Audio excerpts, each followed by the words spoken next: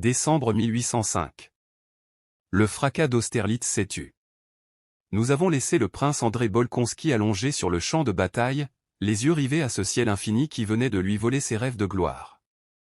Nous avons laissé Pierre Bezoukov, prisonnier d'un mariage de façade et d'une quête de sens désespérée. Nous avons laissé Natacha Rostov à l'aube de sa jeunesse, encore tout entourée des chants et des rires d'Otradnoé. C'était l'hiver de leurs âmes. Mais de 1807 à 1812, la Russie retient son souffle. Sous le calme trompeur des traités de paix et des réformes de Salon, les cœurs s'apprêtent à basculer. Bienvenue à la veille du gouffre. Erfourt, 1808. Napoléon et Alexandre s'embrassent devant l'Europe médusée. Les deux arbitres du monde scellent une alliance aussi éclatante qu'éphémère. À Saint-Pétersbourg, on s'enivre de réformes administratives. Speransky, le fils de prêtre devenu le bras droit du tsar, veut codifier l'avenir de la Russie. Les salons s'enflamment, on parle constitution, on rêve d'une modernité à la française.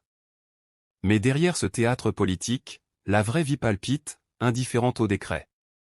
Une vie faite de nuits d'insomnie, de deuil silencieux, de passions qui couvent et d'amour qui s'ignorent. Car tandis que l'histoire officielle parade, les destins individuels se nouent dans l'ombre. Là, un simple regard pèse plus lourd que le destin des empires.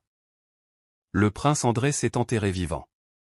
Veuf, désabusé, il croit sa vie finie à 31 ans. Il a libéré ses paysans, fondé une école, mais rien ne le console. Sur sa route, un vieux chêne, noueux et desséché, semble lui crier que le printemps est un mensonge, que l'amour et le bonheur sont des illusions. André repart, résigné. Mais quelques semaines plus tard, le miracle s'opère, le chêne mort s'est couvert d'un dôme de verdure éclatant.